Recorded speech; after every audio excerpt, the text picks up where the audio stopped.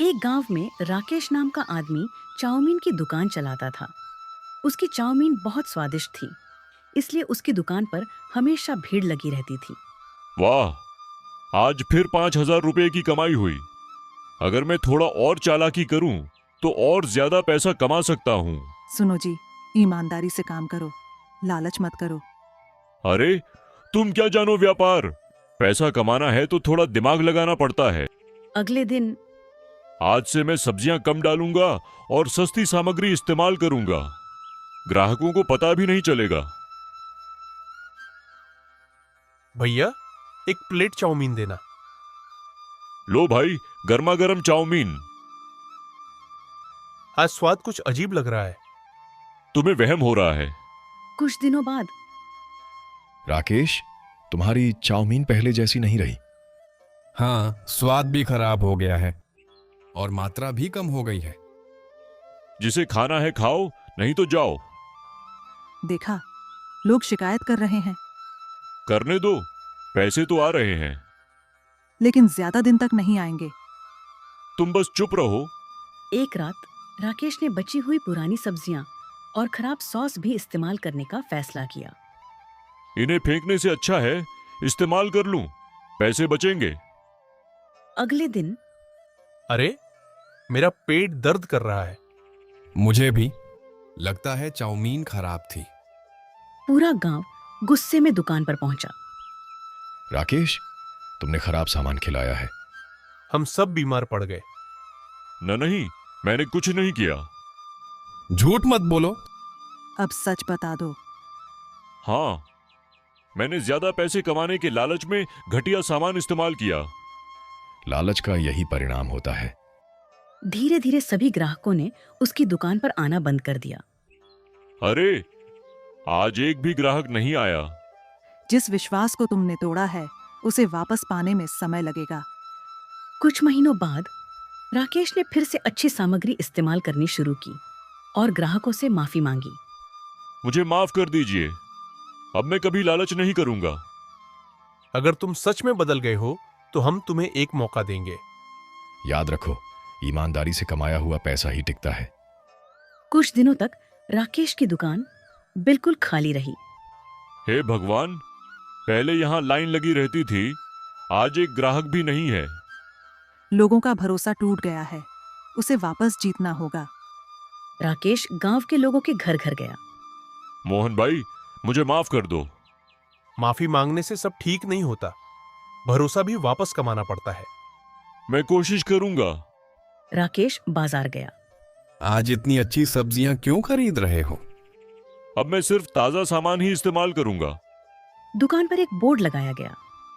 यहाँ केवल ताजा और साफ सामग्री का उपयोग किया जाता है। अब मैं किसी को शिकायत का मौका नहीं दूंगा। एक दिन रामू काका दुकान पर आए।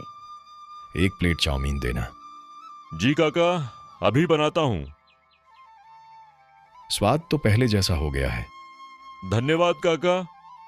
रामू काका गांव वालों से बात करते हैं। लगता है राकेश सच में बदल गया है। सच? हाँ, मैंने खुद उसकी चाउमीन खाई है। अगले दिन कुछ ग्राहक फिर आने लगे। भैया, एक प्लेट चाउमीन देना। अभी लाया।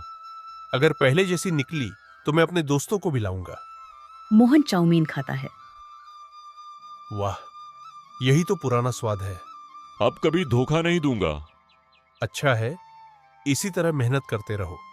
धीरे धीरे दुकान फिर से चलने लगी। देखा, ईमानदारी का फल मिल रहा है। हाँ, अब समझ आया कि शॉर्टकट का कोई फायदा नहीं। एक दिन एक नया दुकानदार आया। राकेश, अगर सस्ता सामान इस्तेमाल करोगे तो ज्यादा मुनाफा होगा। नहीं भाई, मैं पहले ही लालच की कीमत चुका चुका हूँ। शाम को दुकान पर खूब भीड़ थी। राकेश, अब तुम गांव के सबसे भरोसेमंद चाउमीन वाले बन गए हो। क्योंकि अब ये स्वाद के साथ ईमानदारी भी परोसता है। मैंने सीख लिया है कि ग्राहक का विश्वास किसी भी पैसे से ज्यादा कीमती होता है। राकेश की दुकान फिर से सफल हो गई, लेकिन इस बार सफलता का आधार लालच नहीं बल्कि ईमानदारी और मेहनत थी। लेकिन गांव में आए नए दुकानदार का नाम विक्रम था। राकेश की दुकान पर फिर से भीड़ लगने लगी है। अगर ऐसा ही चलता रहा तो मेरी दुकान कौन आएगा? कुछ ना कुछ करना पड़ेगा। अगले दिन अरे भाई, क्या तुम्हें पता है राकेश अभी भी पुराना सामान इस्तेमाल करता है? सच में? मैंने अपनी आंखों से देखा है। ये बात तो गंभीर है। शाम को राकेश, गांव में लोग तरह तरह की बातें कर रहे हैं। कैसी बातें? कह रहे हैं कि तुम फिर से घटिया सामान इस्तेमाल कर रहे हो। क्या ये झूठ है? उधर विक्रम अपनी दुकान पर। हा हा हा, अब लोग राकेश पर शक करेंगे। लेकिन मालिक, अगर सच सामने आ गया तो? तब की तब देखेंगे। अगले दिन कुछ ग्राहक राकेश की दुकान पर आए। हमें तुम्हारा स्टोर रूम देखना है।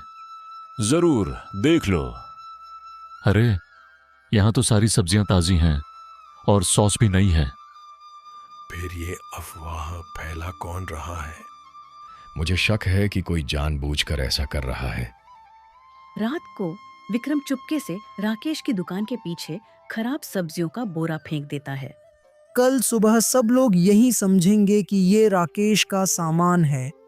अब मजा आएगा। सुबह है। अरे देखो, दुकान के पीछे सड़ी हुई सब्जियां पड़ी हैं। लगता है राकेश फिर से वही काम कर रहा है। नहीं, ये मेरा सामान नहीं है। तभी मोहन वहां पहुंचता है। रुको, कल रात मैं खेत से लौट रहा था। फिर मैंने किसी को अंधेरे में यहां बोरा फेंकते देखा था। कौन था वो? चेहरा साफ नहीं दिखा, लेकिन उसने लाल रंग की जैकेट पहन रखी थी। गांव में लाल जैकेट सिर्फ विक्रम पहनता था। विक्रम, क्या कहना है तुम्हारा? मैंने कुछ नहीं किया। झूठ, मैंने तुम्हें ही देखा था। तभी विक्रम का नौकर आगे आता है। मालिक, अब सच बता दीजिए। चुप रहो। इन्होंने ही मुझे कहा था कि राकेश की बदनामी करो।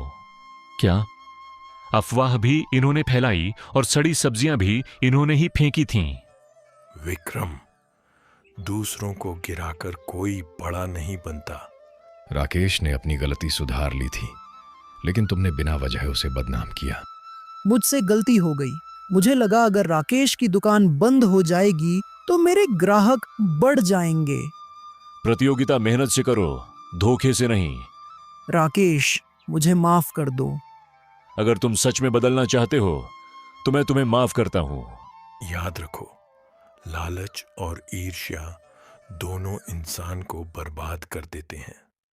राकेश ने लालच से सबक सीखा था और विक्रम ने ईर्ष्या से।